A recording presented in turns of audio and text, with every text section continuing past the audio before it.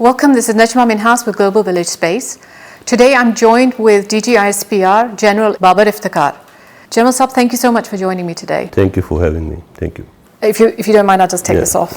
I'd like to start off by saying you and the Foreign Minister did an excellent job in presenting a detailed dossier with solid facts on Indian sponsorship of terrorism in Pakistan. What has the response been so far from the international community? Well, let me start from the 5th of August 2019. Whatever actions the Indian government took, the revocation of Article 370, the special status of Indian occupied Jammu and Kashmir. Ever since then, India has received a lot of negative press, and the issue has been very well supported by the Pakistan government, the way it has been taken up on different international forums. This was an ongoing thing. They were already receiving a lot of flack on this thing. But when this dossier came out, this was frankly a vindication of what Pakistan had been saying for so long. It gave all the proofs, evidence of Indian government, India as a state sponsoring terrorism inside Pakistan. And it has been taken very seriously by the international community. The world has taken note of it. The world is talking about it. And despite India's best efforts, there's been a lot of objective analysis of what's being said. And I think the objectivity of the debate around this dossier, the contents of this dossier at the international level is a major plus, and we are going to take it forward from here. What are your next steps? Well, after the presentation of the dossier, the Foreign Office presented it to the P5. It has been presented to the United Nations Secretary General. And then now you've seen the latest statement from the OIC Forum. The Foreign Minister attended that, and it's been a very, very strongly worded statement by the OIC about what's happening in Indian occupied Jammu and Kashmir. So here on, we are going to take it to every possible forum, and a lot of effort is being put into this. And it's not just a one-off thing. There has been a series of actions that has been taken after that. So one of the things I found most shocking in this dossier was the anti-CPEC cell, which is directly reporting to the Prime Minister Narendra Modi. Yes. It was given an initial outlay, according to the report, of $500 million, and has raised over 700 militiamen to disrupt the CPEC corridor. Now, what is the nature of the threat that you're facing here, and how will you ensure the security of the corridor? Well, Indians see CPEC as a game changer for the region, and it is a game changer for the region. It's offering connectivity to the whole region, and with that, Pakistan becomes a connectivity hub for this whole region.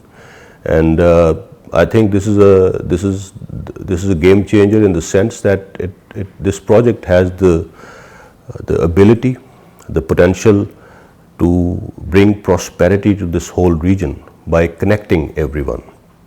It's not just a north-south thing.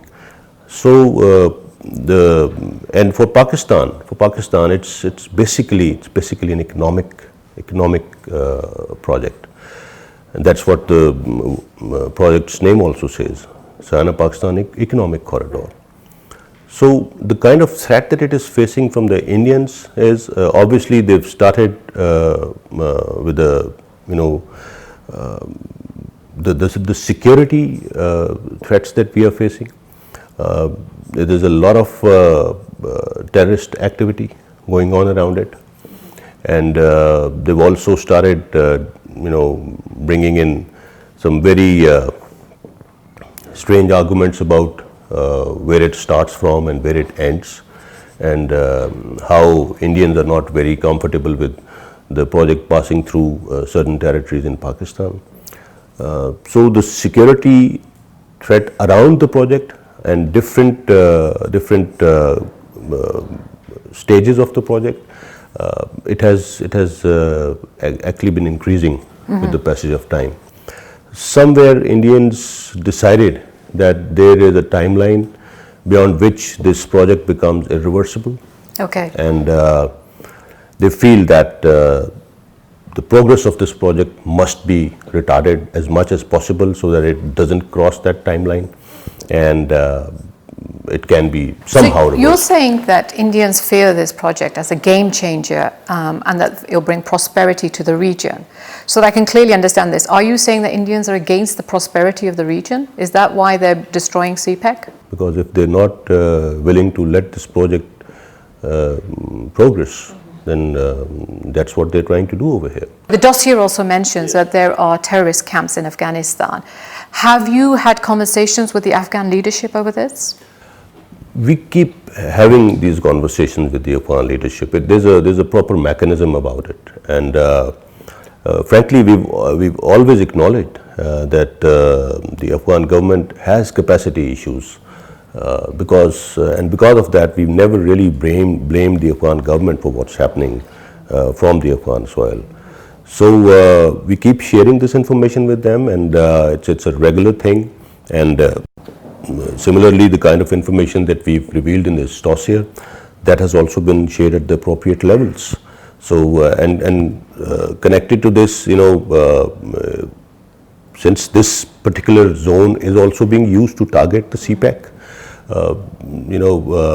What we have done to keep this project secure, we've raised 2 divisions for the security of this project.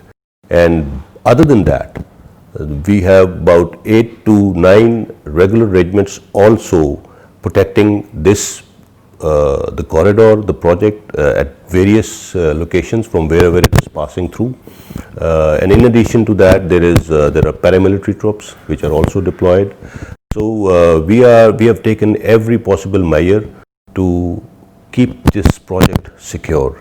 And our Chinese partners are also very satisfied with the kind of security measures that we have taken.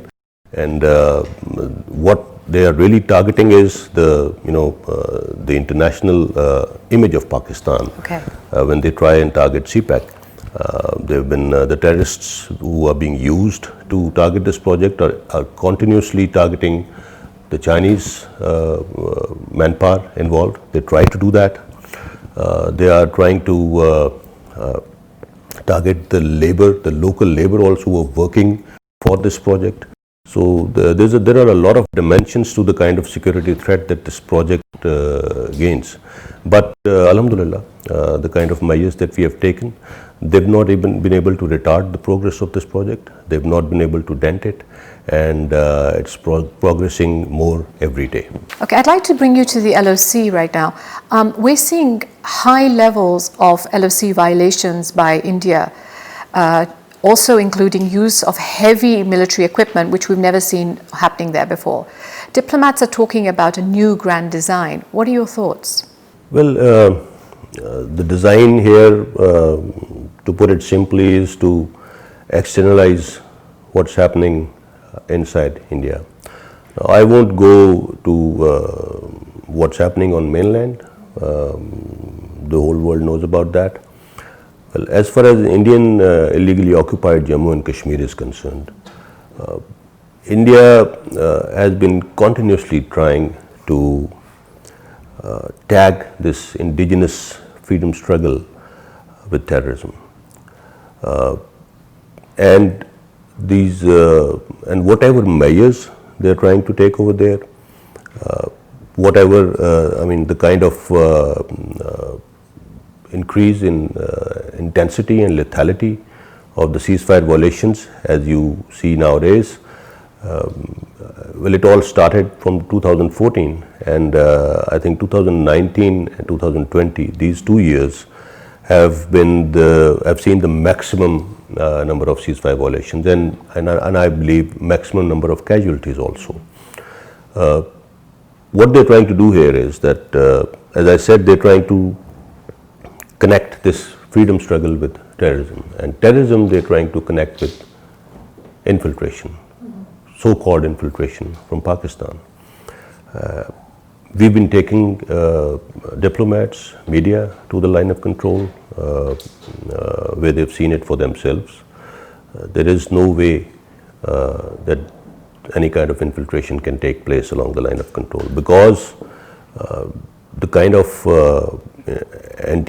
counter-infiltration grid that they have, because of the kind of deployment that they have along the line of control.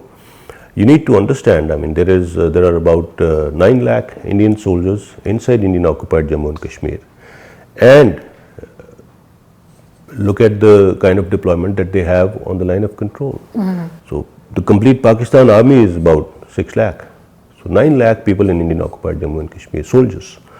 Local political leadership of Indian illegally occupied Jammu and Kashmir have also said that if everything is hunky-dory, why do we have, why is it the most militarized region in the world? Right.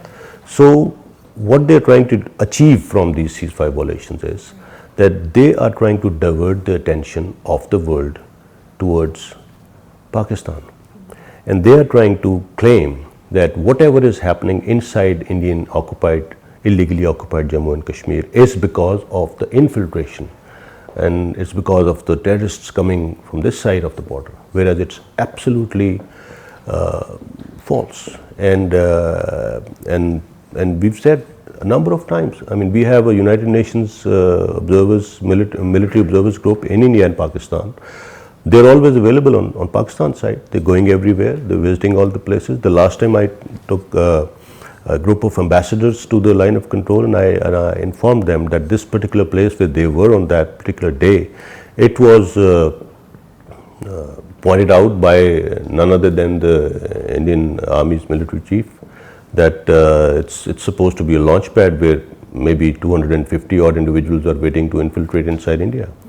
So it's absolutely propaganda, and the only reason that they are doing it is, one, to externalize their internal issues. Second, they want to, I mean, they understand whether they fire on us or whether we fire back, it's the Kashmiris who are being hurt on both sides. So it is also an exercise in trying to draw a wedge between the Pakistani army and the population living along the line of control. Okay, so there's been an increase in violations along the LOC, as we've just discussed, and we're seeing a rise and surge in terrorist activities here in Pakistan as well. You've just recently given this complete dossier on Indian hands in terrorism in Pakistan. Yet, when Nagrota incident happened, the Indian government and the Indian media still played up that Pakistan must be responsible somehow. What is the pattern that you see emerging? Well, the pattern is, we've seen this happening before. We've seen this happening before. It's a regular pattern with India. I mean, there's nothing new emerging here. They are always looking for some kind of an excuse, right, to raise the temperatures. False flag operations are a norm with them, and they keep doing that all the time. And usually when they... Are you suggesting the Nagrota incident was a false flag incident? What is there? What have they found out? Have they shared anything with the rest of the world? No. I mean, this is what I'm trying to say. If whatever is happening inside Indian illegally occupied Jammu and Kashmir, they are, frankly, I think they're in a state of denial. And that is causing them the kind of trouble that there is. It is an indigenous freedom struggle. It is totally indigenous. It's not possible to sustain a freedom struggle for more than 70 years. It's not humanly possible for that to happen. And that is exactly what is happening. So Pakistan, on the other side, I mean, when the present government came in, Your Prime Minister offered one step forward, he's on record 2 steps forwards. Yep. of having said that you move one step and I'll take two. So we've always been trying to, normalize. We need to normalize the situation over here in the region, and everybody understands what is the potential of India and Pakistan. So the pattern here is, whenever there is a major event coming up in the world, anywhere else, something happens, something that can connect Pakistan to terrorism. It was interesting that you mentioned Indian propaganda as well. Social media that we're seeing right now, there's a massive increase in fake news, misinformation, disinformation about Pakistan, about the Pakistani army and so on. Recently we saw the hashtag trending in Twitter, civil war in Karachi. Now you're the head of Pakistan Army's Information Services Wing. How do you intend to counter this? Can you do anything to counter this? Well, it's a major challenge, especially what's happening on the social media. And again, the best way to handle this is transparency. The best way to handle this is not leaving any information voids. The best way to handle this is passing on credible information. And that's exactly what we are trying to do here. And again, even on social media, when we try and dig out where is it coming from, it's most of the accounts are Indian accounts. Only recently they've been, I think they've unearthed a major effort by the Indians in the form of EU Disinformation Lab, and the way they've been trying to prop up different issues across the world.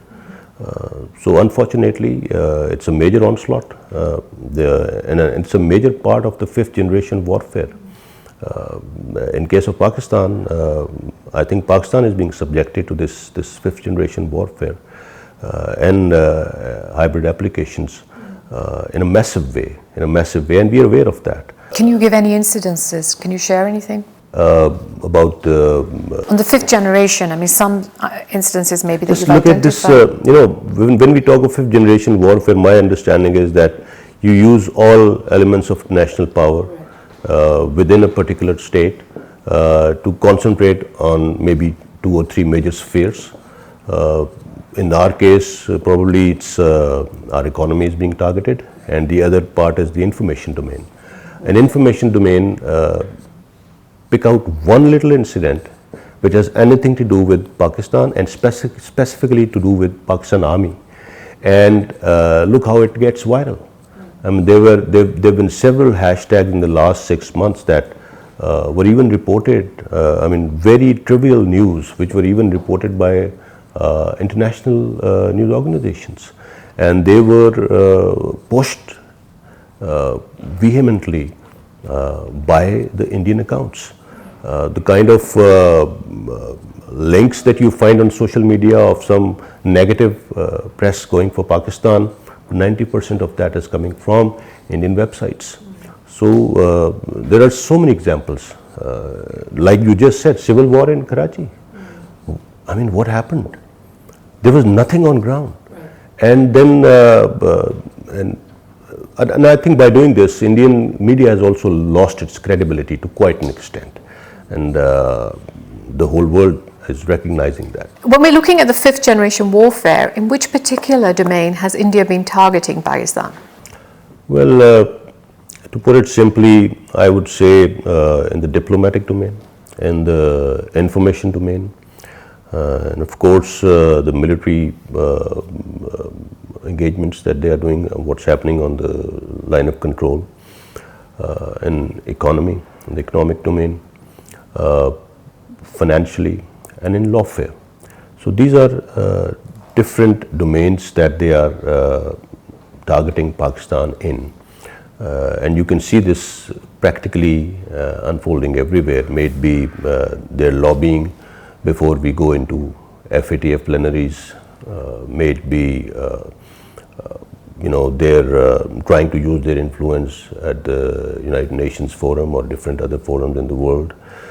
It's everywhere, and basically what they're trying to do is they target Pakistan from different directions to slow down the kind of progress, the kind of trajectory that Pakistan has for the future. Okay, so I'd like to take you to a slightly different field. The United States and India are developing a close strategic relationship, especially in the Indo-Pacific. Recently, they signed the Becca deal. Limoa has been signed before that. Along with this, Indian military spending is at all-time highs. Currently, they're spending $71 billion. India is the world's third largest military expenditure after US and China. What kind of threat perception does this create for you, and how do you intend to tackle it? Well, the threat perception in our case is very clear. India is aiming at equipping herself with high-tech material, and that's what these agreements are offering. Whether it's weapon systems, whether it's classified information. So I believe if we talk of the region, whenever conventional balance is disturbed, the balance of power as we call it, it leads to other avenues. So in our case, as far as we are concerned, I think the differential of defense spending between India and Pakistan is almost 1 to 9. But we are absolutely prepared for what we have in front of us, and we are aware of what they are acquiring, and what we want to, what we keep telling the international community and our friends in the rest of the world is that international community has to understand that any major disturbance in the balance of power in South Asia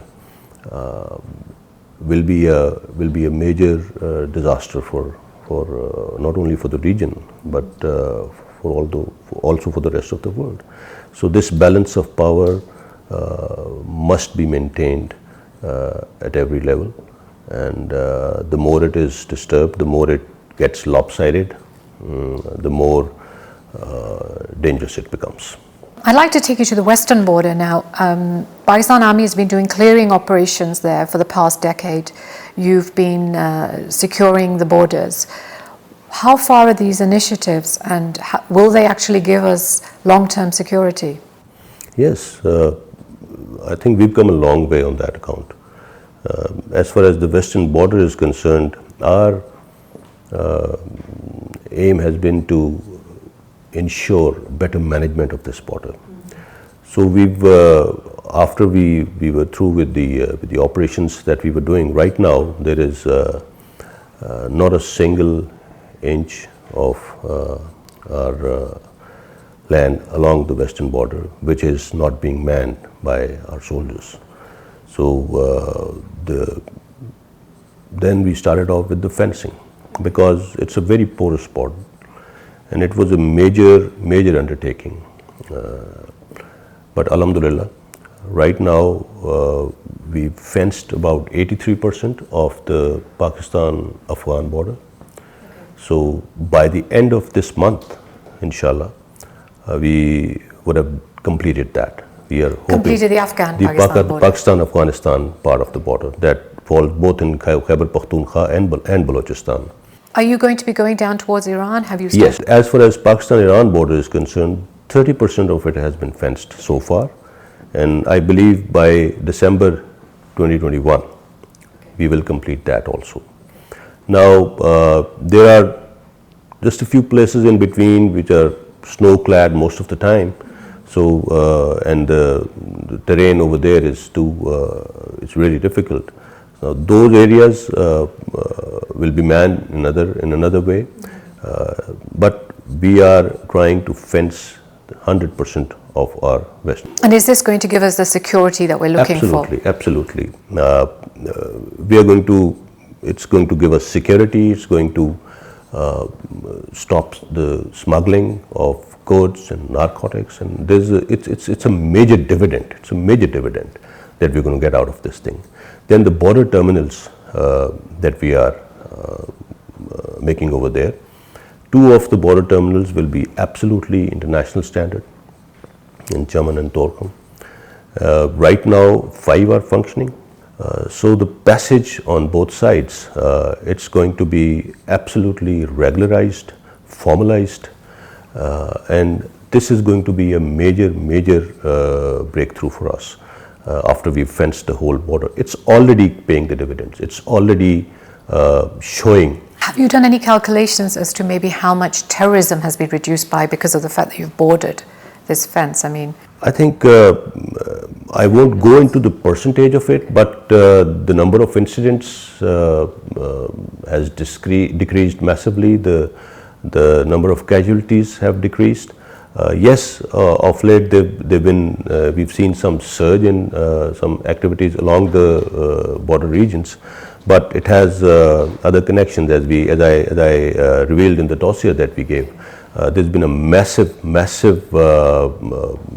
effort by the Indian side to kind of create some kind of disturbance inside Pakistan, especially in the border regions. Again, they're also trying to target the fencing over here. The way we are trying to fence the border. We keep sharing whatever little incidents happen along the border, Pak-Afghan border, in our frequent press releases. So it's been, I think it's brought down the incidents to a major extent. And one thing that I would like to add about border management, and it actually shows how important it is for the present civil military leadership of Pakistan. A new border management division has been recently raised. It was announced by the Prime Minister. It will be functioning under the Ministry of Interior, and it will be centrally articulating and managing all the points of entry, whether from sea, airports, or the land borders. Okay. It will be articulating and managing all these points of entry centrally with different agencies working under it.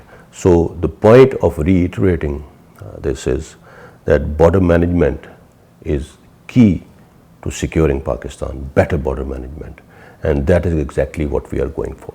So what do you see as the future of Afghan peace process and Pakistan's role in this? As far as Pakistan's role in Afghan peace process is concerned, it's that of a facilitator. Pakistan has done everything that it can to facilitate the peace process.